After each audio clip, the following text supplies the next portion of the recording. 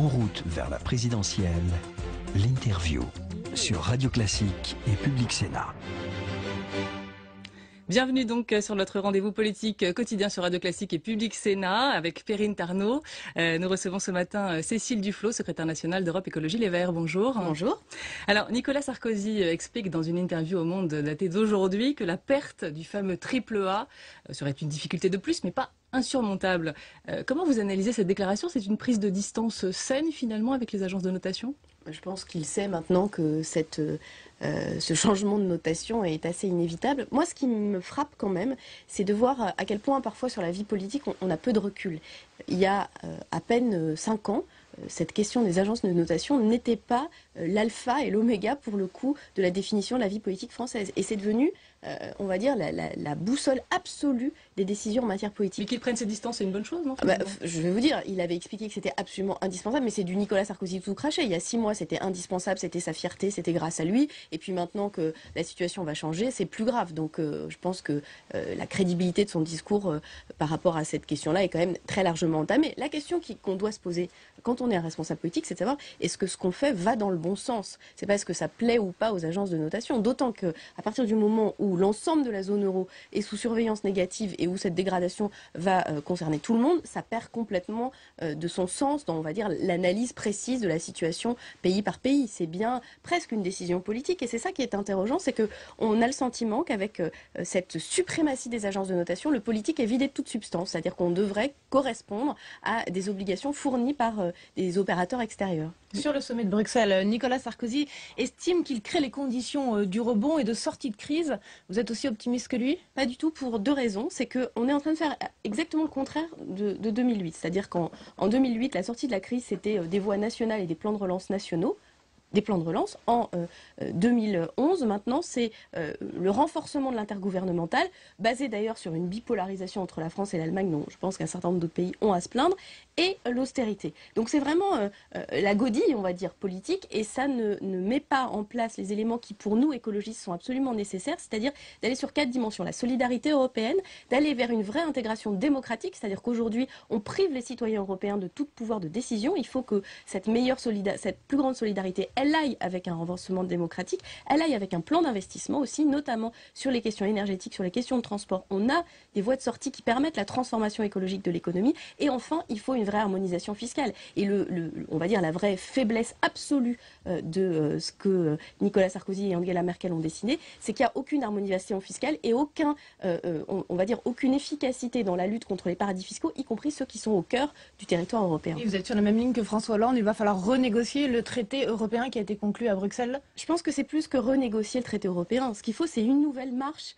vers une Europe fédérale et plus démocratique qui peut décider politiquement et qui ne considère pas à la place des citoyens ce qu'il faut faire. Il faut évidemment aussi que le rôle de la Banque centrale soit revu, qu'on ait la possibilité avec les eurobonds d'avoir une capacité d'intervention et de solidarité et de mutualisation au niveau européen. Mais ça ne peut aller de pair qu'avec une vraie démocratie européenne. Et donc ce n'est pas irresponsable ce genre de déclaration, comme l'a dit François Fillon, celle de François Hollande qui dit qu'il faut renégocier, c'est pas impensable. Non, mais je pense que ce qui est irresponsable aujourd'hui, ce sont les choix politiques portés par Nicolas Sarkozy et Angela Merkel. Pourquoi? Parce qu'ils ne nous sortent pas de la crise et ils nous y enferment. C'est-à-dire que en donnant à l'Europe cette image d'une privatisation par quelques dirigeants politiques, d'un mépris des possibilités de décision de l'ensemble du peuple, on conduit à ce qu'on a vécu comme tension sociale et qu'on connaît toujours en Grèce, à ce qui se passe en Espagne, c'est-à-dire on conduit à une déconnexion de plus en plus grande entre l'Europe et les citoyens. Et pour nous, écologistes qui sommes très favorables à une vision européenne d'un certain nombre de solutions, à une nécessité d'un meilleur travail au niveau européen, on sait aussi à quel point la vitalité démocratique de l'Europe est absolument indispensable. Cécile Duflot, il y a de plus en plus de scénarios autour d'une sortie de l'euro en France qui circulent. Est-ce que là, on est dans la politique économique fiction? On peut toujours faire des exercices. Vous savez, moi je pense qu'en politique, on ne doit rien s'interdire. Je vous l'ai dit, notre scénario à nous, ça n'est pas le repli national parce qu'il ne porte aucune solution. Est-ce que ça veut dire que ce sont les thèses du Front National qui gagnent de plus en plus de terrain? Je pense même pas que c'est d'ailleurs les thèses du Front National. Il y en a d'autres qui ont évoqué cette hypothèse-là. C'est l'idée... en fait, quand on est face à une situation de crise comme celle qu'on connaît, il y a 2 solutions. Soit on est sur le repli national.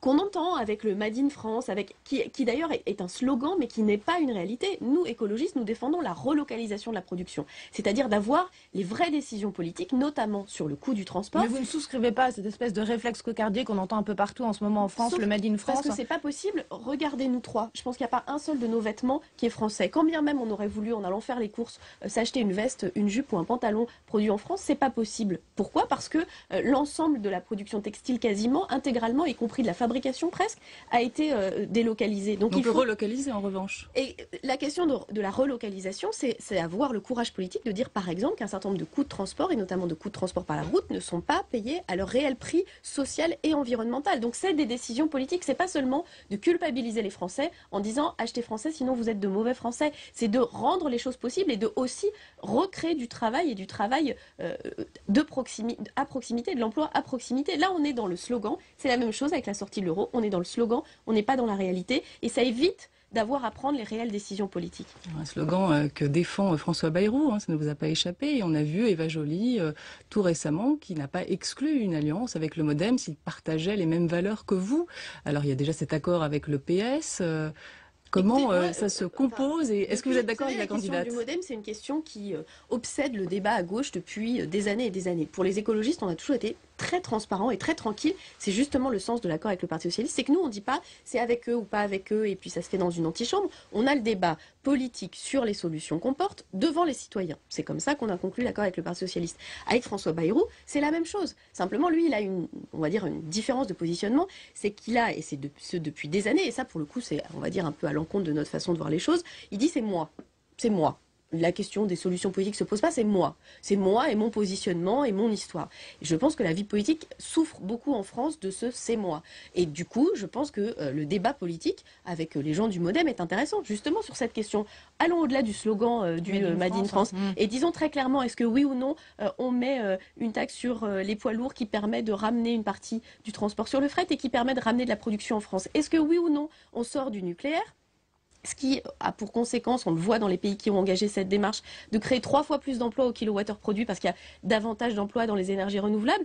Et ça, je peux vous dire, de l'électricité, pour le coup, produite par des énergies renouvelables, ce sera de l'électricité produite en France si on a ce débat-là. Pour nous, l'important, c'est pas une question nationale, c'est une question de proximité. Ça vaut aussi pour l'agriculture. Est-ce qu'on affronte la logique de l'agriculture intensive et productiviste? Ce débat-là, il est intéressant. Voilà. Oui, mais on va dire sur l'accord avec François Bayrou, finalement, on ne vous sent pas extrêmement emballé. Et c'est pas une question d'être emballé ou pas emballé, c'est une question d'aller au bout du débat. Vous savez, moi, je souhaite que cette présidentielle se passe. Mais elle a brouillé le message quand même, Eva Joly. Mais pas du tout. Enfin, elle dit la même chose que ce que j'ai dit. Elle dit la même chose que ce que les écologistes. Enfin, elle a quand même été beaucoup plus sympa avec François Bayrou qu'avec François Hollande. Ah, sur ses qualités personnelles, je pense peut-être qu'elle le connaît davantage. Mais la question se pose pas. Pourquoi la question se pose pas? Parce que je pense que, et je le dis. Alors là, pour le coup, pourtant, moi, je baigne dans ce jus de la politique. Mais j'en ai marre qu'on ne juge le débat politique que sur les qualités individuelles de un tel ou de une telle. On est dans un monde qui connaît une crise sans précédent, dans un monde où la crise climatique, qui est une crise planétaire, n'a pas trouvé de solution à Durban, où on est réellement menacé par une situation de plus en plus tendue socialement, alors même qu'il existe des solutions pour en sortir. Moi, ce qui m'intéresse, c'est qu'on voit quelles solutions on met en œuvre et avec qui on les met en œuvre. Qu'on arrête on va dire, de se regarder entre soi pour savoir si truc est sympa, machin est gentil, ou si on a dit ou pas des compliments à l'égard de tel ou tel. Parlons de solutions politiques très clairement avec les uns ou avec les autres. Vous savez, quand le président de la une convergence de programme entre le Parti socialiste, le MoDem et le Parti communiste et le Front de gauche, avec qui le PS a aussi des accords. C'est exactement ce que je vous ai dit. C'est pour ça que nous, on a fait le choix, qui n'est pas un choix facile, parce que souvent c'est caricaturé en disant voilà, c'est des accords de parti. Non, c'est justement une discussion sur le fond pour savoir avec qui on travaille et dans quelles conditions. C'est pas de savoir si tel ou tel a des qualités ou des défauts, c'est simplement de savoir si oui ou non on est prêt à faire un certain nombre de choses ensemble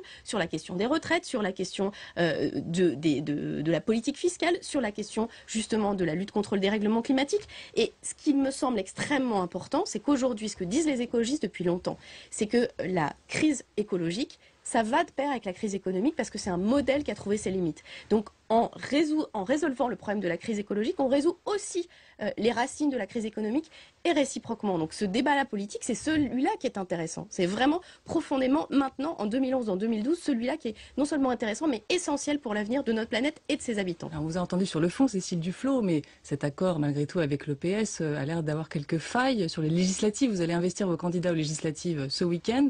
On voit ça et là des problèmes dans les Bouches-du-Rhône. Vous allez présenter des candidats dans toutes les circonscriptions, alors qu'il y avait un accord initial qui prévoyait 3 circonscriptions pour les Verts. Jérôme Cahuzac dit finalement, ça ne me choque pas que des candidats socialistes se mettent face à des candidats Europe Écologie Les Verts dans les circonscriptions que vous avez négociées avec le PS.